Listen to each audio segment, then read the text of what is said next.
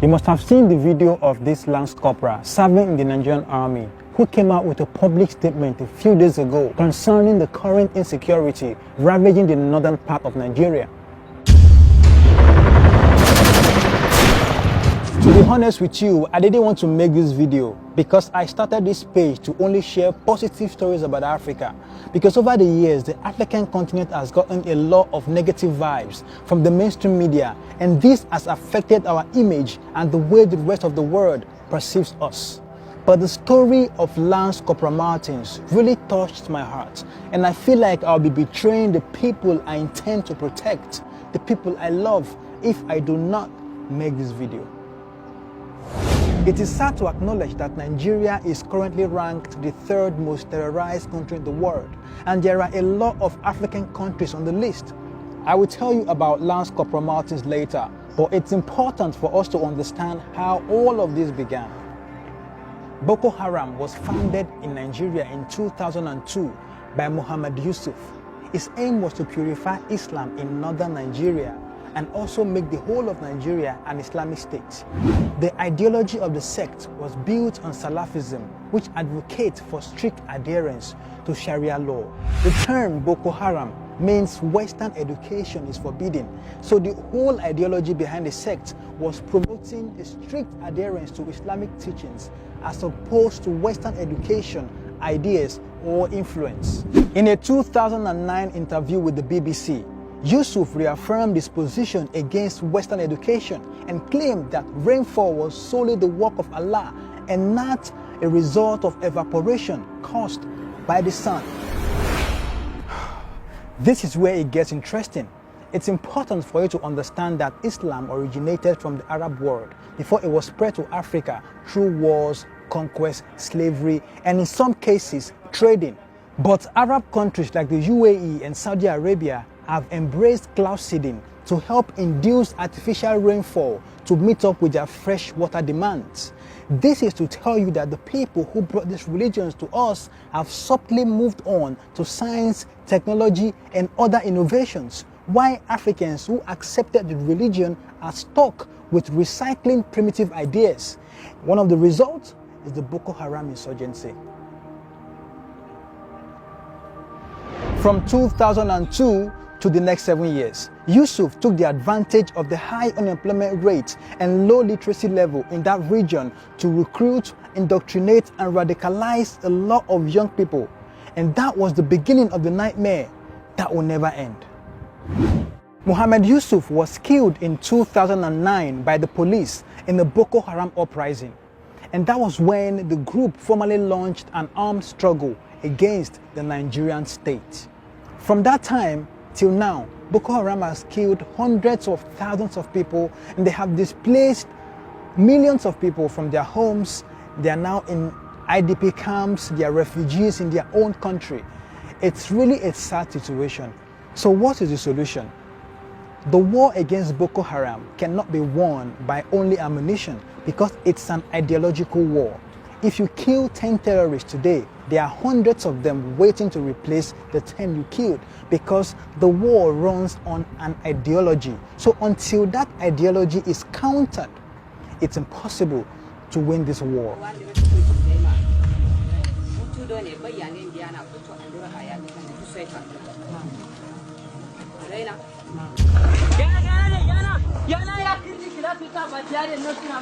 And who are the people who can counter this? Is the religious leaders and clerics and political leaders in that region.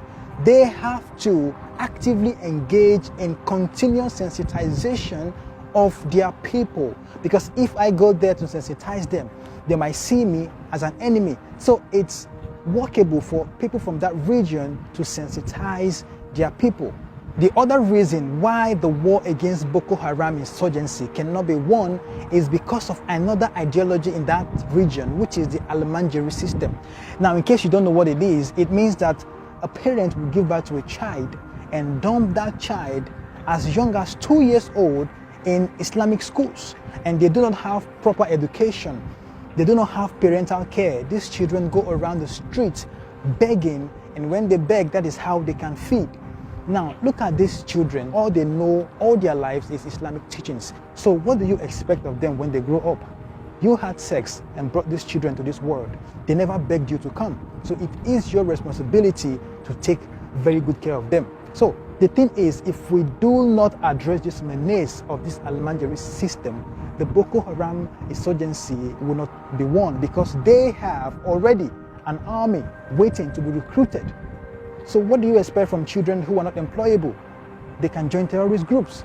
As I speak to you now, over 10 million kids are roaming the streets in this region of Nigeria because of this system. And that is why the battle cannot be won if we do not address and stop the Almanjari system, provide employment and provide adequate and proper education for the people in the region. And you will see that this battle against insurgency will die a natural death.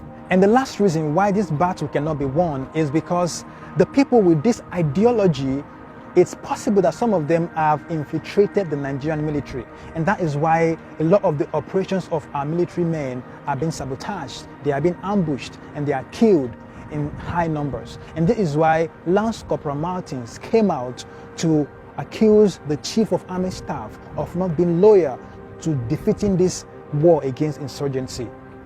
And he sacrificed a lot. I'm sure he knew the consequences of what he did, and he knew that they would come after him. And he said that in the video. Tuku Yusuf Buratai.